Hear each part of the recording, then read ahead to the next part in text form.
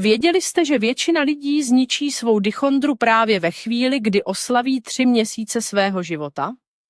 Ano, je to tak. Vítejte u dnešního videa. Dnes se zaměříme na pěstování nádherné dichondry. Zjistíme, co přesně dělat, když mají vaše rostlinky 90 dní. Slibuji vám, že dnes objevíte jeden naprosto nečekaný trik, který vaše tenké rostlinky promění v obrovský a hustý vodopád. Možná si myslíte, že teď už stačí jen zalévat a čekat. Ale to je obrovský omyl. Právě 3. měsíc je kritickým zlomem, který rozhodne o tom, zda budete mít v létě na balkóně chloubu nebo jen pár smutných uschlých provázků. Ukážu vám tajemství profesionálů, o kterém se v běžných návodech na zadní straně semínek nedočtete. Schválně mi napište dolů do komentářů. Pěstujete raději stříbrnou variantu nebo tu svěže zelenou? Jsem velmi zvědavý na vaše odpovědi. Než se pustíme do samotné akce, pojďme si rychle říct, s kým máme vlastně tu čest. Dichondra, často přezdívaná jako stříbrný nebo smaragdový vodopád, je neuvěřitelně populární převislá rostlina. Pochází z teplých oblastí a v přírodě se často plazí po zemi jako hustý koberec. My ji ale milujeme v závěsných květináčích. Cesta od malého semínka k dospělé rostlině je dlouhá. První 2 měsíce jsou ve znamení pomalého růstu a čekání na první pravé lístky. Ale když rostlina dosáhne věku 3 měsíců, její růstové tempo se náhle zrychlí. Začne tvořit dlouhé šlahouny a její kořenový systém začne zoufale hledat nový prostor.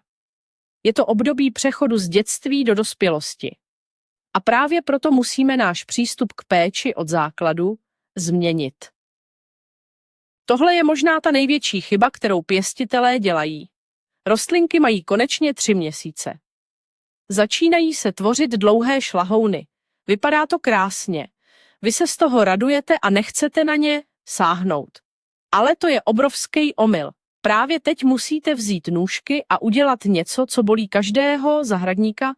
Musíte ty dlouhé výhony nemilosrdně ustřihnout. Zní to hrozně, že? Ale představte si to jako stříhání vlasů u kadeřníka. Když vlasy jen rostou a rostou bez zásahu, konečky jsou tenké a slabé. Jakmile je zastřihnete, účes získá na objemu a síle. U dichondry to funguje úplně stejně. Pokud šlahouny neustřihnete, budete mít jen 2 nebo 3 dlouhé a smutné nitě. Ty budou viset z květináče a vypadat velmi chudě. Zastřižením rostlině jasně řeknete, že má svou energii poslat jinam. Začne tvořit nové postranní výhony ze spících pupenů. Z jednoho ustřiženého pramene vyrostou 2 nebo 3 nové.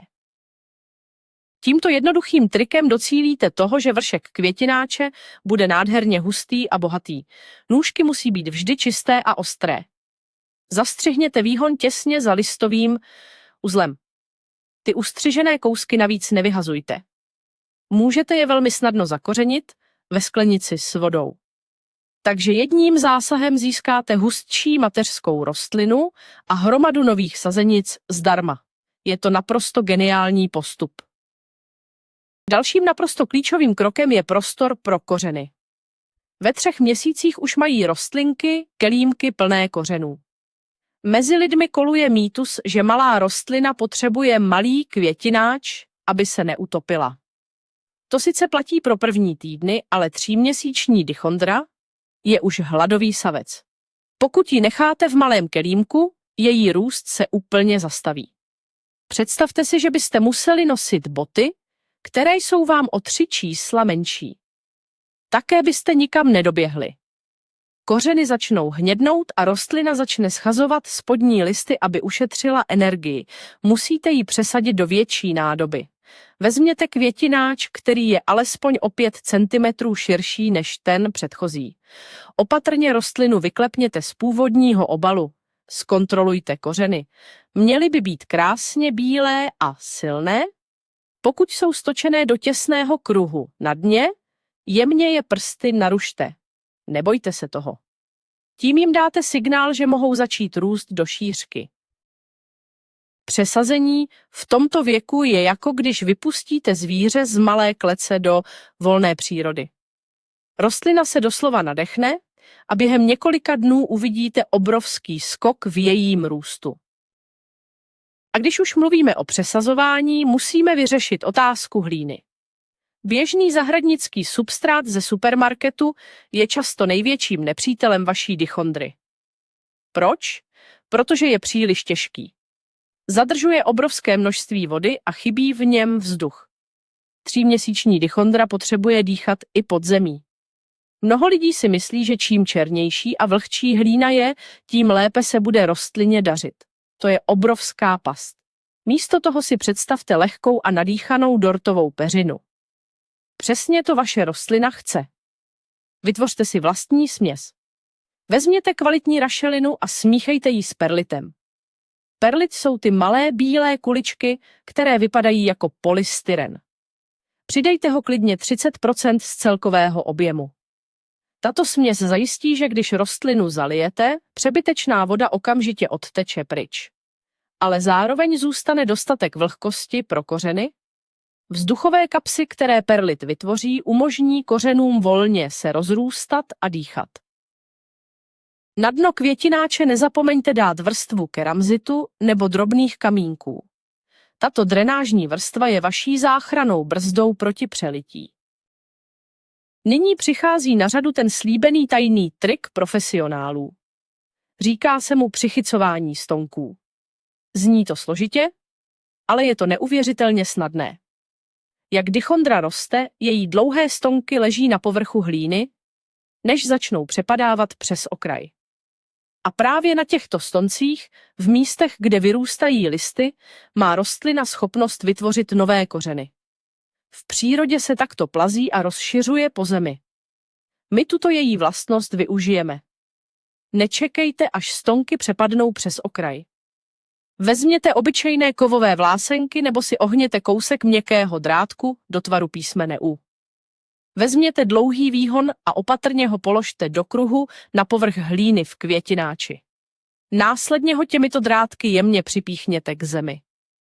Přesně tak, jako když se upevňuje stan k zemi.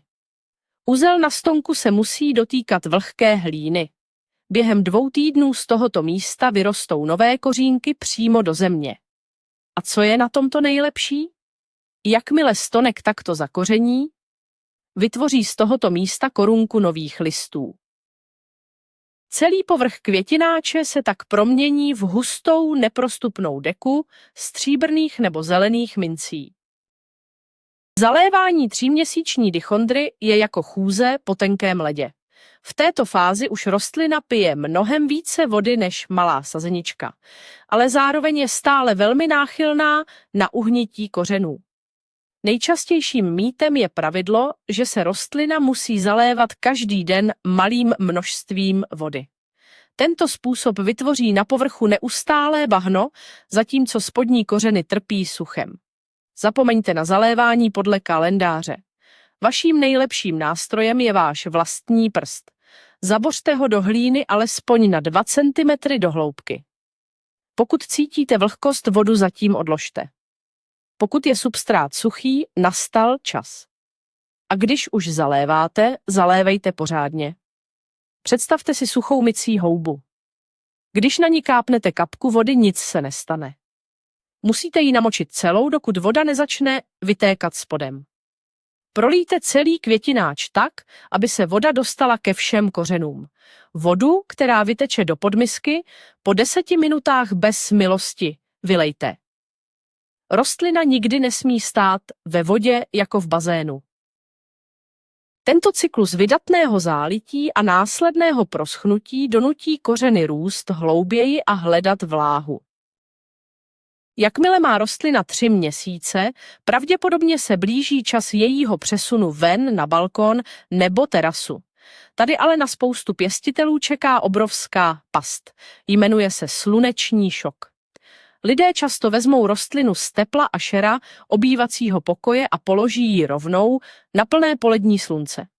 To je stejné, jako kdybyste vyrazili uprostřed zimy rovnou na rozpálenou pláž, bez opalovacího krému. Rostlina se doslova spálí. Její jemné lístky zbělají a uschnou během jednoho jediného dne. 3měsíční dichondru musíte na venkovní prostředí zvykat postupně. Říká se tomu otužování. První den jí dejte ven jen na 2 hodiny brzy ráno nebo pozdě odpoledne, kdy slunce nemá sílu. Položte ji někam do polostínu, například pod větší keř nebo pod slunečník. Každý další den tento čas prodlužujte o 1 hodinu a postupně ji posouvejte na světlejší místo. Po 10 dnech tohoto tréninku bude rostlina připravena. Stříbrná dichondra miluje plné slunce, na kterém získá tu pravou kovovou barvu. Zelená varianta má raději mírný polostín, aby si udržela svěží barvu listů. S rychlým růstem přichází také obrovský hlad. Vaše 3měsíční dichondra vyčerpala většinu živin ze svého substrátu a teď volá po doplnění energie. Pokud ji nebudete hnojit, růst se zpomalí a listy začnou blednout. Je čas nasadit pravidelný režim krmení? Ale pozor, ne všechny přípravky jsou stejné. Dichondra je rostlina, která se pěstuje hlavně pro své listy, ne pro květy. Proto potřebuje hnojivo s vysokým obsahem dusíku. Dusík je jako stavební kámen pro tvorbu zelené hmoty. Představte si ho jako proteinový nápoj pro sportovce, který chce budovat svaly. Hledejte v obchodech hnojiva určená pro zelené nebo okrasné pokojové rostliny. Hnojit začněte jednou za 14 dní. Ale držte se jednoho zlatého pravidla. Nikdy nehnojte na suchou hlínu. Hnojivo je v podstatě sůl. Pokud ho nalijete na vyschlé kořeny, spálíte je. Vždy nejprve rostlinu zalejte čistou vodou, nechte ji napít a až druhý den aplikujte roztok s hnojivem. Tímto způsobem zajistíte, že rostlina přijme živiny bezpečně a začne produkovat metry nových a silných výhonů. Poslední věc, kterou musíte v tomto období řešit, je síla stonků a prevence problémů. Když rostlina roste pouze uvnitř v naprostém bezvětří, její stonky jsou velmi křehké. Snadno se zlomí při sebemenším dotyku. Venkovní vítr funguje pro rostliny jako posilovna. Jemné pohupování ve větru nutí dichondru zpevňovat svá vlákna.